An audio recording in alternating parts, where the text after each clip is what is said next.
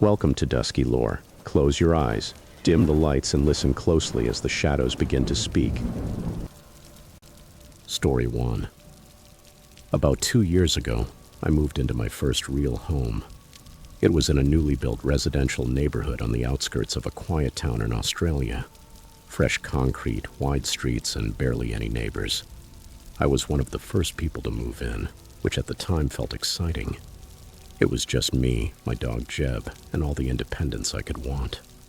Most of the lots around me were still patches of dirt, and aside from one house directly across from mine that looked almost finished, the place was pretty deserted. That house didn't even have a driveway yet, and I never saw any signs of life there. No cars, no lights, nothing. Just an empty shell across the street.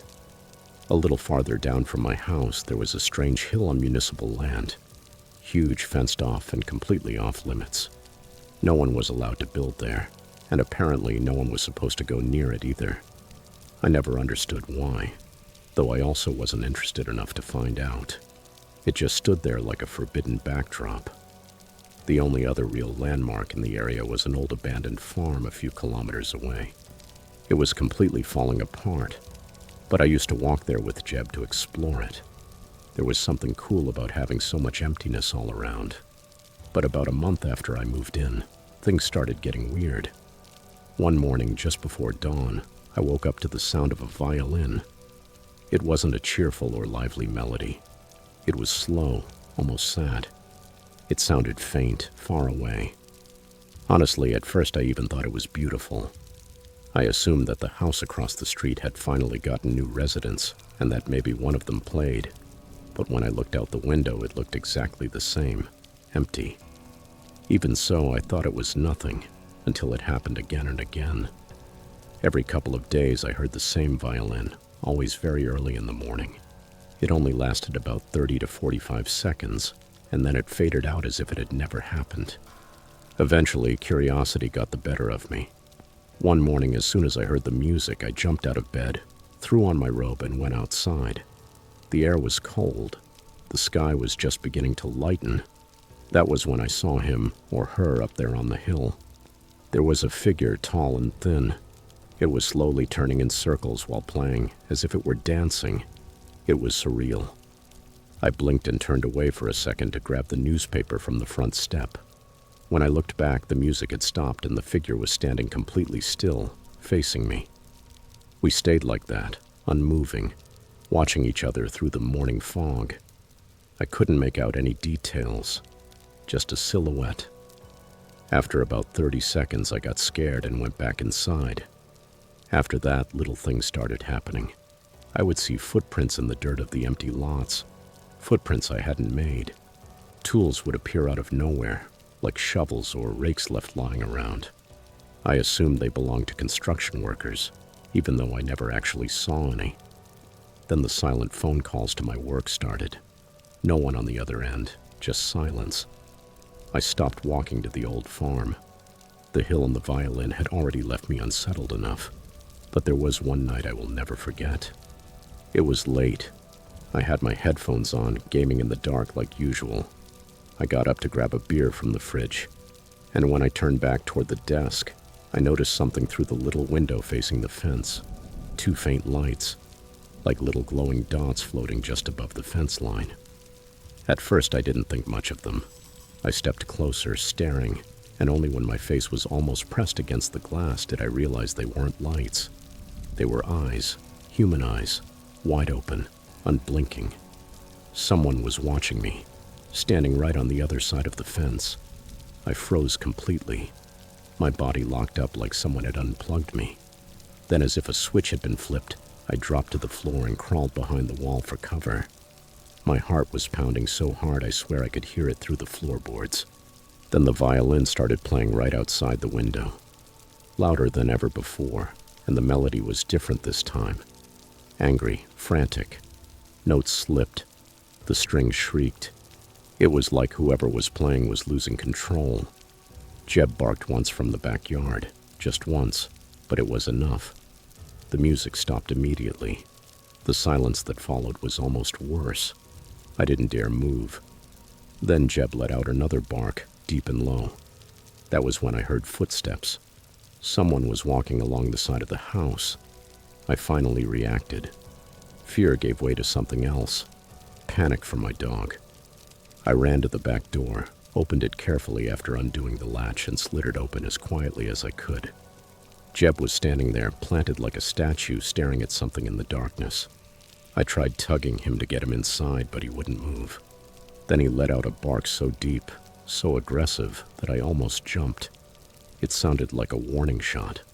And then I heard the footsteps again, but this time they weren't just walking. They were dancing. Whoever it was moving with a strange rhythm, like they were slowly spinning as they moved away from the house. It was unnatural, like a horror movie unfolding in real life. When the sounds finally faded away, Jeb relaxed and came back inside. I followed him, locked every door, and spent the night under the blankets with him beside me. I didn't sleep at all. That was the last time I saw or heard the violinist. The next morning I called in sick and contacted the police. They found a lot of footprints near the side of my house, but they had nothing to work with. No real leads. Just a tall figure seen once in the distance, and unsettling music that no one else had reported. The officers were kind. They said they would patrol the area for a few nights, but no one ever showed up. No one else heard the music. And that hill, still forbidden, still fenced off, still a mystery. Since then, people have moved into the neighborhood. The story spread by word of mouth, and now the hill has a nickname, Violin Hill. I've even heard parents use the story to scare their kids into behaving. I've tried searching for the melody online, hoping to find something that sounded like what I heard, but nothing came close. I think the person playing it made it up, and that is what sends the biggest chill down my spine. I still live in the same house. I still game at night. The only difference is that now the blinds are always closed.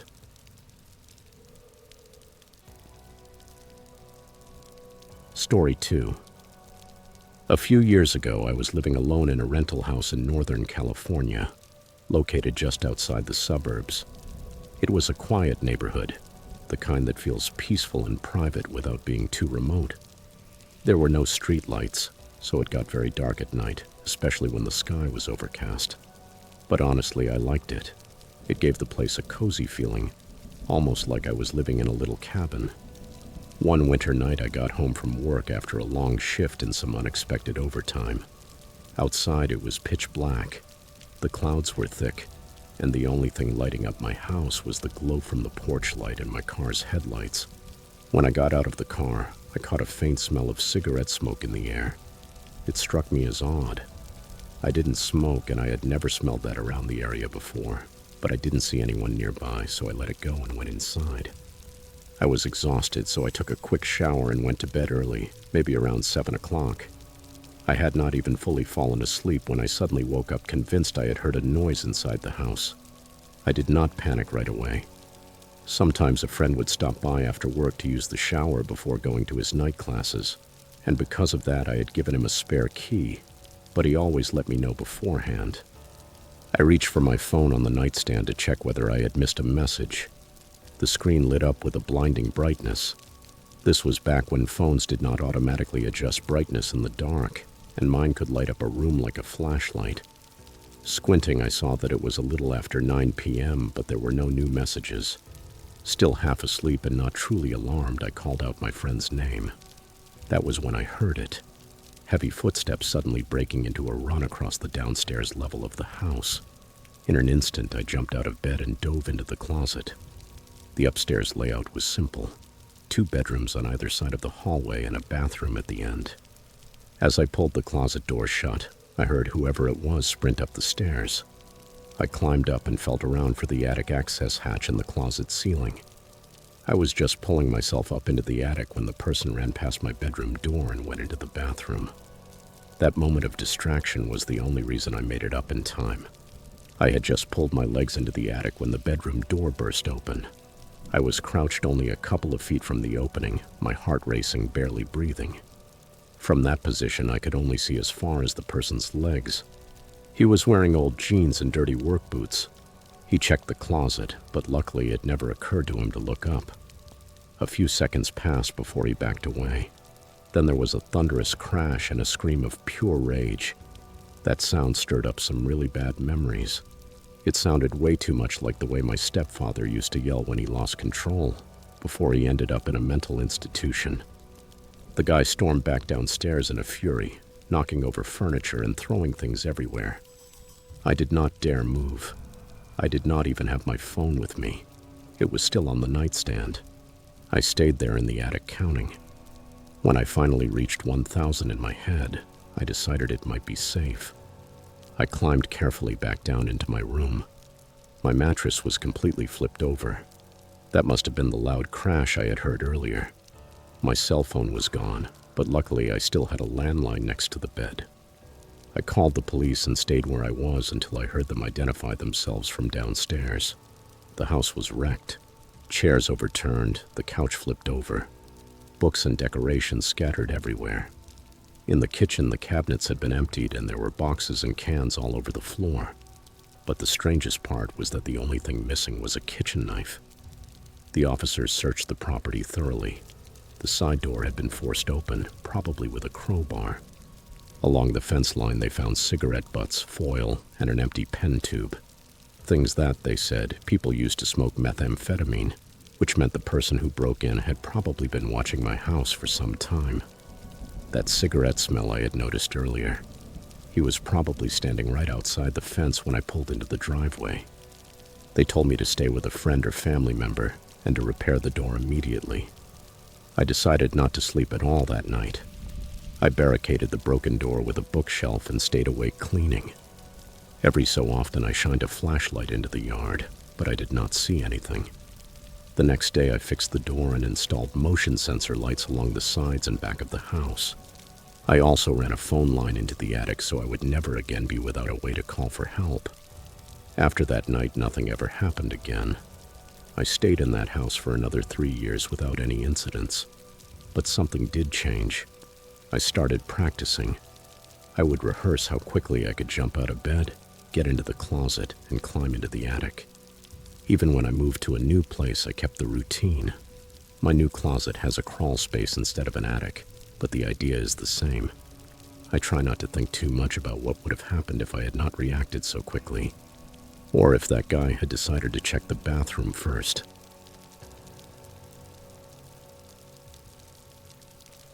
Story 3. This happened in 2013 when I was 17 years old.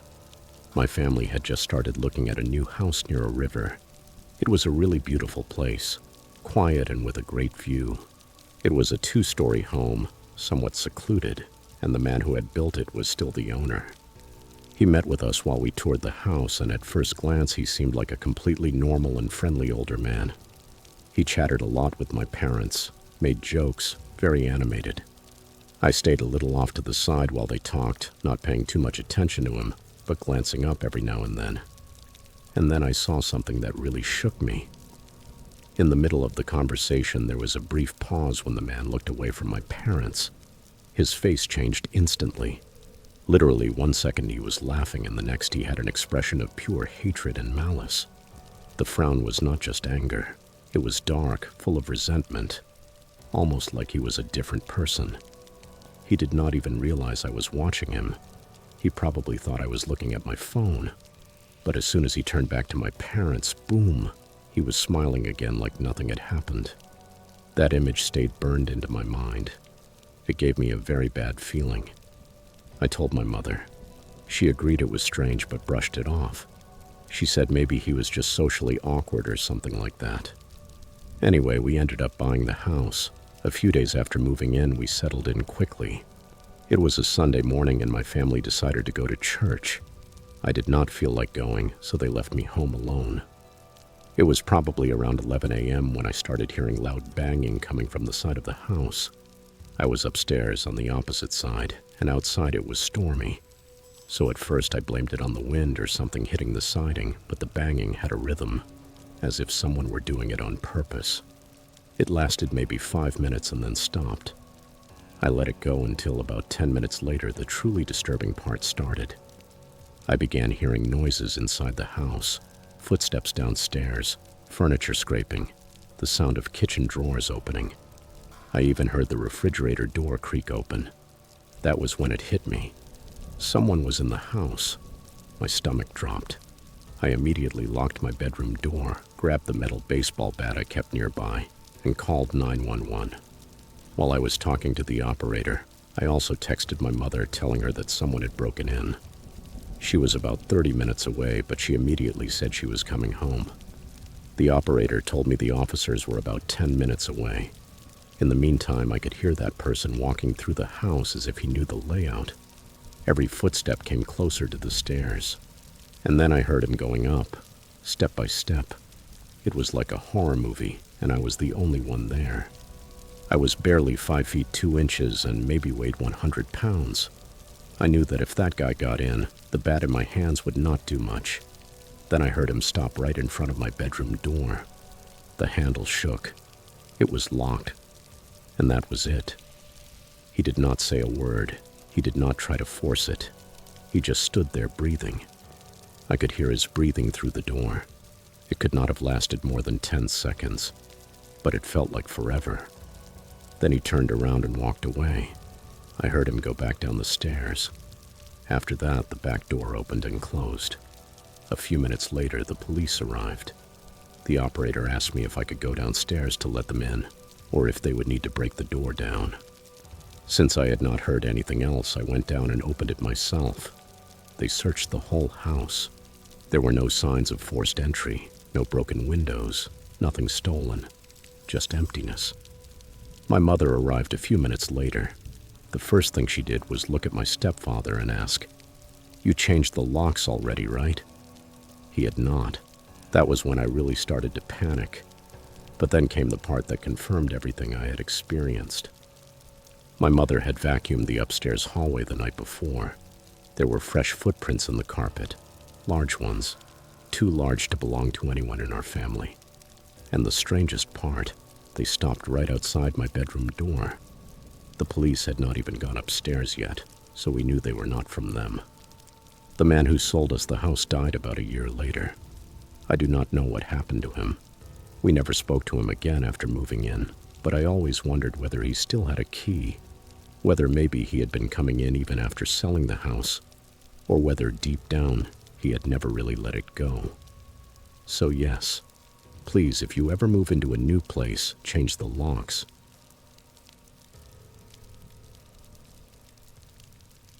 Story 4. It all started in 2019, right after I finished my master's degree. I had moved to a quiet little rural town to begin my doctorate, and my father and I decided it made more sense to buy a house than to throw money away on rent for the next few years. It was a nice place, not too far from a dingy little bar that my dad ended up liking much more than he expected. That was where he met several locals and instantly connected with all of them. When they found out where I was going to live, they all told me the same thing. "You're going to love it. Your neighbor next door is the nicest guy you'll ever meet." So naturally I met him, and yes, he seemed fairly friendly.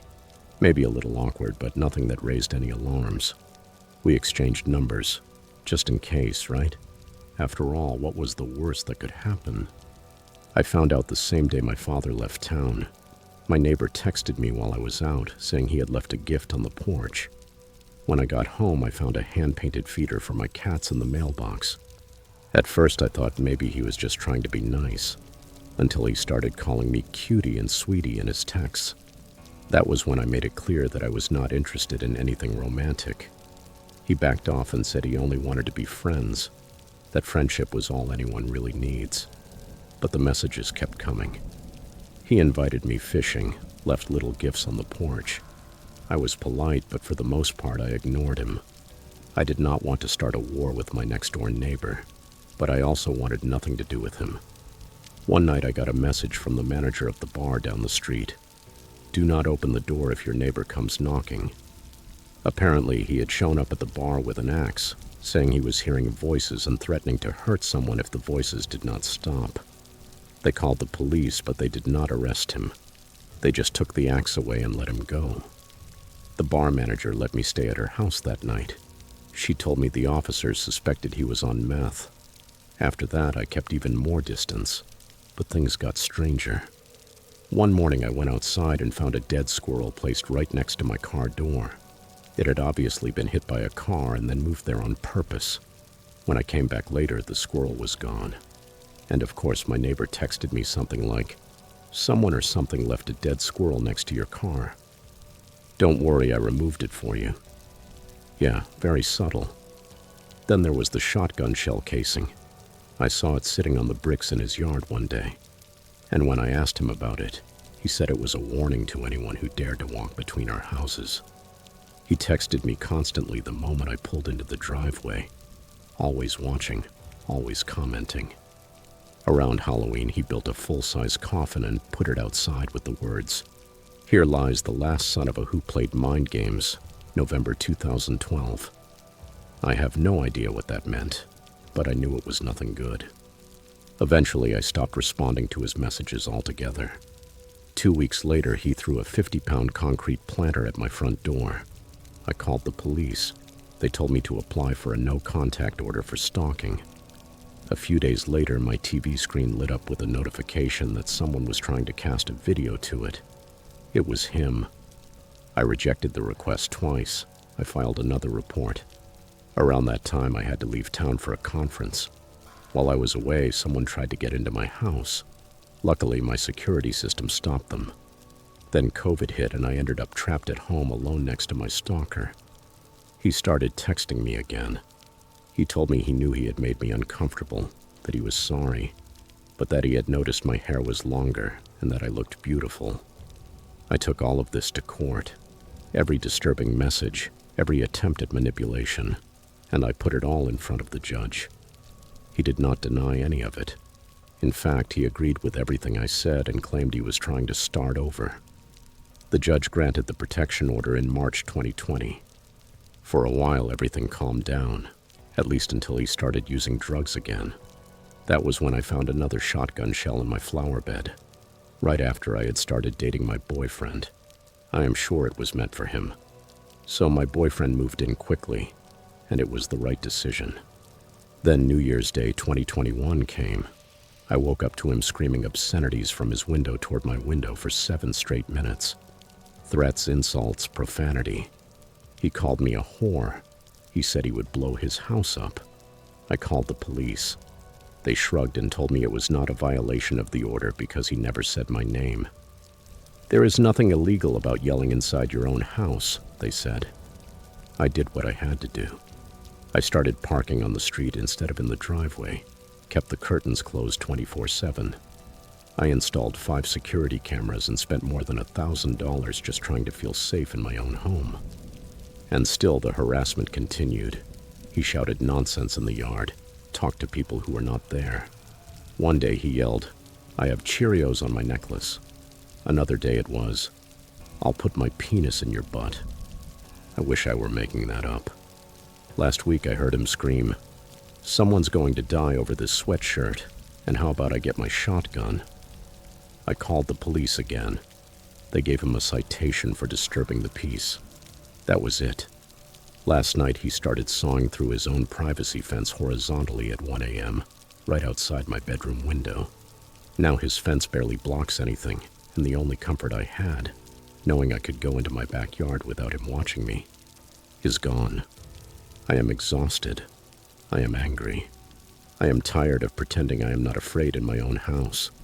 My boyfriend and I are doing everything we can to save up and move. But I am a doctoral student. I have 4 cats, and I do not have much money. Renting is not an option with that many animals. My father agreed to co-sign the new mortgage, and I took a second job. We are close, but until then I am still stuck. I just want a safe place to live. Somewhere I do not have to worry about my neighbor throwing concrete planters at my door, trying to break in, or screaming death threats at 1 in the morning. Somewhere I do not have to live in fear. So yes, I am just venting, but if you are listening, please take stalking seriously. Trust your instincts. And if someone gives you a bad feeling, do not wait to set boundaries. I wish I had done it sooner.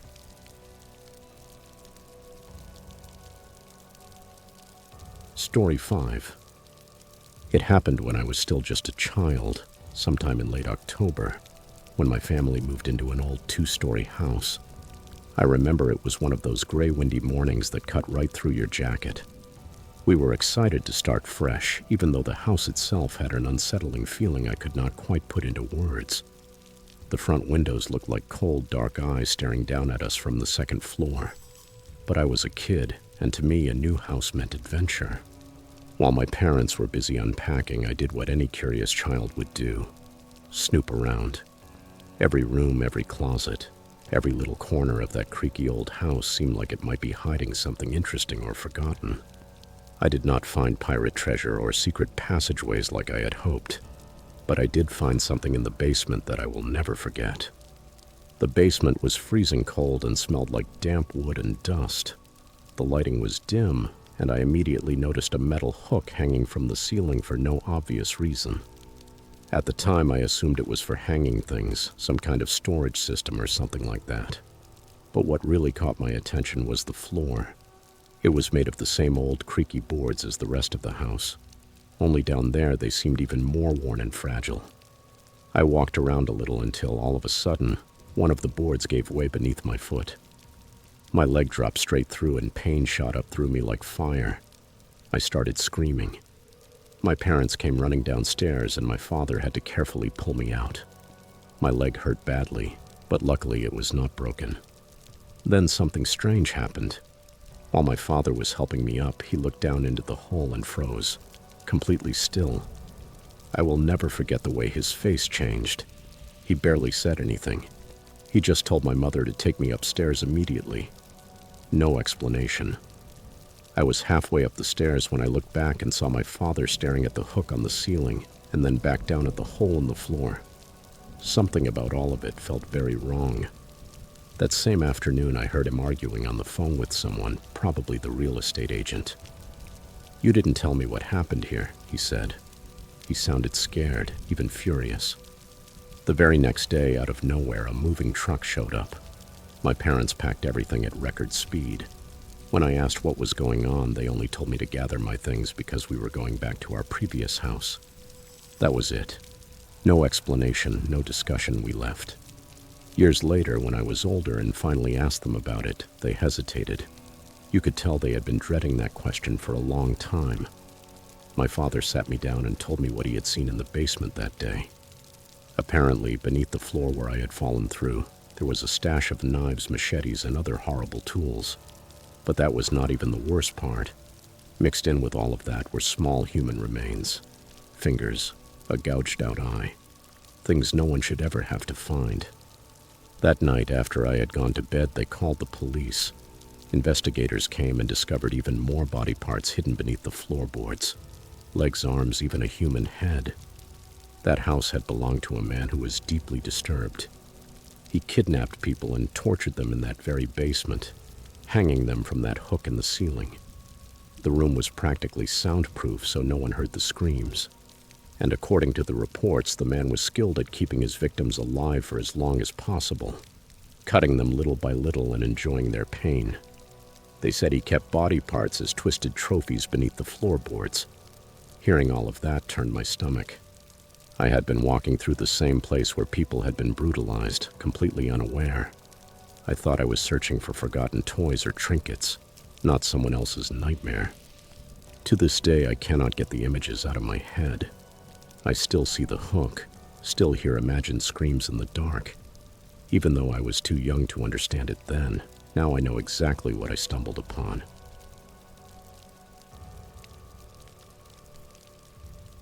Story 6. It all started when I moved to a new place in the summer of 2019. I had just started working the night shift at a hotel, so I was used to being awake during the hours when most people are asleep. The living situation was a little unusual. I lived with my landlady, her elderly mother, and my best friend Daisy. The house was in a quiet residential area, not far from a busy intersection with a stop sign where cars would often idle, especially at night. Because finding street parking was a nightmare, my landlady, who had lived there her whole life and knew practically everyone in the neighborhood, let me park across the street in the empty driveway of a vacant house. It was perfect because when I parked there, I could see our front porch in my rearview mirror. Daisy and I were inseparable. We had met in college and practically did everything together. That summer we had a routine, going out late at night, getting greasy fast food, and driving along the coast with the windows down and the music blasting. A way to blow off stress, you know. One Thursday around 1:45 in the morning, we had just gotten back from one of those drives. We were parked in the driveway of that empty house, finishing our food and letting the last songs play. I remember that by then I already had the windows rolled up, but we both heard the roar of a large vehicle approaching the stop sign. I looked in the rearview mirror, and sure enough, it was one of those creepy beat-up white vans. I joked, "Look, Daisy, the classic suspicious white van," like I was narrating the beginning of a horror movie. Except, in a way, I was. From the passenger seat of the van, an extremely thin man leaned over and started taking pictures of our house. 5, maybe 6 shots, with the flash on, as if he was not even trying to hide it. Daisy and I froze. We did not say anything. We just looked at each other, both of us understanding without words that something was very wrong. The van sped off down the street almost immediately. The next morning, we told my landlady everything. I expected her to be surprised, maybe even worried. Instead, she brushed it off. She said it was not the first time a tenant had complained about a van driving around. But anyone taking pictures of your house at nearly 2 in the morning is not doing it with innocent intentions. That much was obvious. Time passed and the news about COVID started coming out. As the virus spread and lockdowns began, something strange happened. The van stopped showing up. I had been paying attention ever since that night and had even managed to memorize most of the license plate after seeing it a few more times. It always came between 1 o'clock and 1:30 a.m., always from the same direction. The van would sit at the stop sign longer than normal and then suddenly peel away as if it were running from something that was not there. And then all of a sudden it stopped. By early February 2020, there were no more drive-bys, no more pictures, no more flashes, nothing.